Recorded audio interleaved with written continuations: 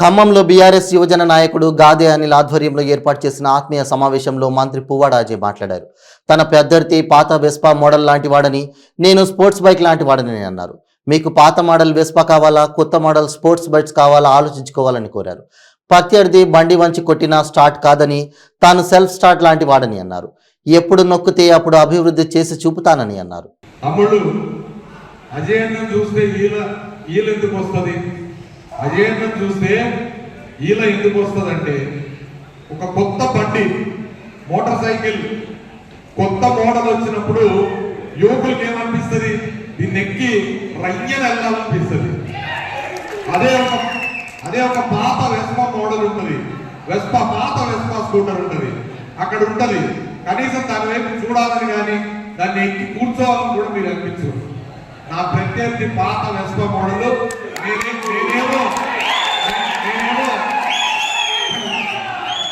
నేనేమో latest bike model ఏమొచ్చిందన్న ఇప్పుడు అది నేను ఒక్కసారి ఆలోచన చేయండి. నేను స్పోర్ట్స్ బైక్ లాంటి అదేమో పాత వెస్పా బండి, అది వచ్చి కొడితే కూడా స్టార్ట్ కాదు. ఒకసారి వచ్చి కొట్టాలా, 2 సార్లు వచ్చి కొట్టాలా, కొట్టంగా కాలు నొప్పి వస్తుంది, లేకపోతే ఇంకేదో దిగుతాయి. కానీ నేను మాత్రం సెల్ఫ్ స్టార్ట్ లాంటి. సెల్ఫ్ స్టార్ట్ అంటే ఇక బటన్ నొక్కగానే డుర్రు స్టార్ట్ అయ్యే బండి సెల్ఫ్ స్టార్ట్. ఎందుకు చెప్తున్నా అంటే, ఇది ఒక కంపారిజన్ ఎందుకు ఇస్తున్నా అంటే మీకు అర్థం అవ్వాలని చెప్పి. అజయ్ సెల్ఫ్ స్టార్ట్ అంటే నీ చేతిలో ఉన్న బటన్ లెక్క లాంటి నేను, నీ చేతిలో ఉన్న బటన్ లెక్క లాంటి నేను. నువ్వు ఇట్లంటే స్టార్ట్ అయ్యి బర్రల ప్రజా సమస్య కోసం ఉరికే శక్తి ఉన్న యువకుడిని నేను. అవతల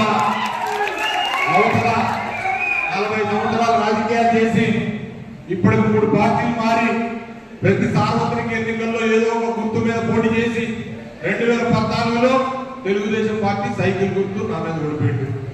2018 సార్వత్రిక ఎన్నికల్లో టిఆర్ఎస్ పార్టీ పాలనలో కారు గుర్తు ఓడిపోయింది. 2023లో మళ్ళీ కాంగ్రెస్ పార్టీ అస్తం గుర్తు మళ్ళీ కథం. ఇక్కడ అజయ్ ఏంటి, 2014లో గెలిచిండు, 2018లో గెలిచిండు, 2023లో హ్యాట్రిక్ విజయం. మన వైపు హ్యాట్రిక్ విజయం ఎదురు చూస్తుంటే అవతల హ్యాట్రిక్ పరాజయం ఎదురు చూస్తుంది ఆయన కోసం. నీకు హ్యాట్రిక్ పరాజయం ఎదురు చూస్తా ఉంది, నా కోసం హ్యాట్రిక్ విజయం ఎదురు చూస్తా ఉంది. ఎందుకు తెలుసా? అందులో మీలాంటి యువకులు ఉన్నారు కాబట్టి. ప్రతి ఒక్క యువకుడికి ఇవాళ రోజున బడుగు బలహీన వర్గాలకి, పేదవాళ్ళకి, అక్కలకి, చెల్లెళ్ళకి లోపల కడుపులో ఏమో తెలుసా? ఎప్పుడు ఎన్నిక ఎంత తొందరగా వస్తే వెళ్ళి ఆ బటన్ కారు మీద నొక్కి మా అజయ్ అత్యధిక మేరతో గెలిపించుకోవాలని చెప్పి వాళ్ళు ఎదురు చూస్తూ ఉన్నారు. కారణం నేను చేసిన అభివృద్ధి. ఇవాళ పేదవాడి దగ్గర నుంచి పెద్దవాడి వరకు ప్రతి ఒక్కళ్ళు నివసించే ప్రాంతాలు అద్భుతంగా అభివృద్ధి చేసి కొట్టుకుంటున్నారు. అయితే నువ్వేమున్నందులో మేము తీసుకురాగలుగుతావా? ఆయనే చెప్పిండు, మీరందరూ ఈయనే ఉంటారు. 2009 నుంచి 14 వరకు కాంగ్రెస్ పార్టీ హయాంలో అంటే ఈయన ఎమ్మెల్యేగా ఉన్నప్పుడు 2 కోట్ల రూపాయలు తీసుకురావడానికి చెప్పులేరు ఈయన అనేక సార్లు చెప్పిండు. వెంకటరెడ్డి గారి దగ్గరికి నేను పంపిండట. మరి నువ్వు మా కాంగ్రెస్ పార్టీలో పోయి ఖమ్మాన్ని ఏం అభివృద్ధి చేస్తావు? అందుకని మిత్రులారా, మనం అందరం కూడా నేను చెప్పిన ఈ విషయాన్ని గుర్తుపెట్టుకొని, మన కుండలో నీళ్లు ఉన్నాయి, కుండలో నీళ్ళని దాచుకొని తాగుదామా, లేకపోతే కుండని కాలుతుందని మేఘం వైపు చూద్దామా? ఒక్కసారి ఆలోచన చేయాలి. యువతల ఇక్కడే పుట్టిన భూమిపుత్రుడు ఉన్నాడు, అటు పక్కన భూత పురాణం ఉంది. భూమిపుత్రుడు కావాలా, భూత పురాణం కావాలా? ఒక్కసారి ఆలోచన చేయాలని కోరుతా ఉన్నాం. ఇటు పక్కన అభివృద్ధి చేసిన అజయ్ ఉన్నాడు, అటు పక్కన నిలువెద అహంకారంతో ఉన్న వ్యక్తి ఉన్నాడు. అభివృద్ధి కావాలా, అహంకారాన్ని కోటేద్దామా? ఒక్కసారి ప్రజలు ఆలోచన చేయాలి. అందుకని ఇదంతా మీరు ప్రజలకు చెప్పాలి. మీరందరూ యువకులు కాబట్టి, ఉత్సాహవంతులు కాబట్టి నేను చెప్పిన ప్రతిదీ కూడా 10 మందికి చెప్పాల్సిన అవసరం ఉంది. తమ్ముళ్ళారా, ఇంకొక 30 రోజులే ఉంది ఎలక్షన్.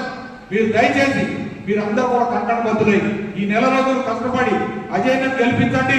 ఇప్పుడు చేసిన అభివృద్ధికి ఇంకా 5 రెట్ల అభివృద్ధి చేసి చూపించే బాధ్యత ఈ అజయ్ని తీసుకుంటాడు. మీ తలలో నాలికనే ఉంటా, అర్ధరాత్రి అయినా నా దిండు కిందే నా సెల్ ఫోన్ ఉంటుంది. నా దిండు కింద నా సెల్ ఫోన్ ఉంటుంది. అర్ధరాత్రైనా అపరాత్రైనా ఎవరైనా ఆపదలు ఉంటే వందలాది మందిని కాపాడినా నేను. చివరిగా ఉదాహరణ, కరోనా వచ్చింది. నేను 2 సార్లు కరోనా తెచ్చుకున్నాను. కానీ ప్రజల్లో ఉన్నా, గవర్నమెంట్ హాస్పిటల్కి పోయినా, పేదవాళ్ళ దగ్గర పోయినా, వాళ్ళకి సరుకులు పంచినా, వాళ్ళకి మందులు ఇచ్చినా, వ్యాక్సిన్ లేవంటే వ్యాక్సిన్ తెప్పించినా, రెమిడిసివిర్ కావాలంటే, ఆక్సిజన్ కావాలంటే గిలగలు లాడుకుంటూ ప్రజలు కొట్టుకుంటే కాపాడి.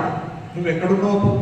కరోనా అప్పుడు ప్రజలు ప్రాణాలు పిట్టల్లా పోతా ఉంటే హైదరాబాద్లో తలుపులేసుకొని బిగించుకొని ఏసీలో పట్టుకుని నువ్వు ప్రజలు పట్టించుకోలేదు. అంతేందుకు మొన్నటికి మొన్న మునేరు వచ్చింది. మునేరు ఇటు ఖమ్మం అటు పాలేరు 2 వైపులు ఉందిగా. సరుకు పాలేరు పోటీ చేద్దాం అనుకున్నావుగా. మరి జనాలందరూ మునిగిపోయారు కదా. నడుల్లోకి నీళ్ళలో నేను తిరిగిననే. నువ్వు ఎక్కడున్నావయ్యా? ప్రజలు కష్టాల్లో ఉన్నప్పుడు వాళ్ళ మధ్యలో ఉన్నవాడు నాయకుడు, కష్టాల్లో లేనప్పుడు ఉన్నప్పుడు కాకుండా ఎన్నికలప్పుడే వచ్చి ఓట్లు అడిగేవాడు నాయకుడు కాదు. నేను అదే ప్రజల్ని, కష్టాల్లో ఉన్నవాళ్ళని మొత్తం రాత్రి 3 వరకు ఎన్టీఆర్ బృందాలు పెట్టి రక్షించుకొని బయటికి తీసుకొచ్చి ఏరు తీసిన తర్వాత మొత్తం మున్సిపాలిటీ శుభ్రం చేయించాలి. ఇళ్ళకి పంపి వాళ్ళకి వస్తువులు లేవు, తడిసిపోయినాయి అంటే బియ్యం, పప్పు, ఉప్పు అన్ని నా ఫౌండేషన్ నుంచి ఇచ్చి మళ్ళీ ఐటీసీ వాళ్ళతో మాట్లాడి పరుపులు, గిన్నెలన్నీ ₹1,00,00,000 కొనిచ్చి అందరితో ఆడకుండా నా కోడలు బండి పార్సారెడ్డి గారు ఇద్దరు కలిసి ₹1,00,00,000 ఇస్తే చెక్కులు ఇచ్చిన. నువ్వు ఎక్కడ ఉన్నావా అప్పుడు? మరి మునేరుకి రివర్ వచ్చినప్పుడు, ఫ్లడ్ వచ్చినప్పుడు ఎక్కడ ఉన్నావు? కరోనాలో ప్రజలు గిలిగిల్లాడినప్పుడు ఇప్పుడు ఎక్కడ ఉన్నావు? ప్రజల కష్టాల్లో ఎక్కడ ఉన్నావు? సుఖాల్లో ఎక్కడ ఉన్నావు? మా బతుకమ్మలో ఎక్కడ ఉన్నావు? మా దసరాలో ఎక్కడ ఉన్నావు? ఆఖరికి మా సాగులో ఎక్కడ ఉన్నావు? మా ఇంట్లో ఏదైనా కీడు జరిగింది, నీ ఇంట్లో ఏదైనా కీడు జరిగింది, ఎక్కడున్నావు? లేవు. ప్రజల్లో కనపడలే. ప్రజల్లో లేని వ్యక్తులు ఇలా వచ్చి తగుతున్నామా అని చెప్పి కాంగ్రెస్ పార్టీ ఉన్నాయి కాబట్టి కాస్త ఓట్లు పెట్టుకొని ఏదో కులపించ రేపి నేను గెలుద్దాం అనుకుంటున్నాను. కానీ ప్రజలంతా అమాయకులు కాదు. ఇవాళ ఆయన ఏ స్థాయికి, నీచ స్థాయికి దిగజారి అబద్ధాలు చెప్తున్నట్టే, ఈయనంట కేసీఆర్కి మంత్రి పదవి ఇప్పించినట్ట తెలుగుదేశం పార్టీలో. ఎన్టీ రామారావు దగ్గరంట ఈయనంట కేసీఆర్కి మంత్రి పదవి ఇప్పించినట్ట. ఈ ఎంకిత కన్నా అబద్ధం ఏమనుకుంటుందా? కేసీఆర్ ఈయన ఒకేసారి తెలుగుదేశం పార్టీలో 1983లో వచ్చారు. ఫస్ట్ ఎన్నికల్లో ఈయన ఓడిపోయింది, ఆయన ఓడిపోయాడు. 85 తర్వాత ఇవాటి వరకు కేసీఆర్ ఓటమి ఎరగని నేత. కానీ నువ్వు 10 సార్లు పోటీ చేసి 5 సార్లు ఓడిపోయినాడు. నీకు కేసీఆర్ పోలిక? నువ్వు కేసీఆర్ మంత్రి పదవి ఇచ్చినవా? అందుకని ఒకసారి ఆలోచన చేయండి. చేసే అబద్ధాల ప్రచారాన్ని, విష ప్రచారాన్ని తిప్పుకుంటున్న మిత్రులారా, మీ అందరూ కూడా మరి కార్యకర్తలు కావాలి, కథానాయకులు కావాలి. అజయ్ని గెలిపించండి. మీకు ఎప్పుడూ అందుబాటులో ఉంటారని చెప్పి తెలియజేసుకుంటూ, కారు గుర్తు మన గుర్తుని ప్రజల్లోకి బలంగా తీసుకెళ్లాలని కూడా కోరుకుంటూ సెలవు తీసుకుంటా ఉన్నా. జై తెలంగాణ. కారు గుర్తుకే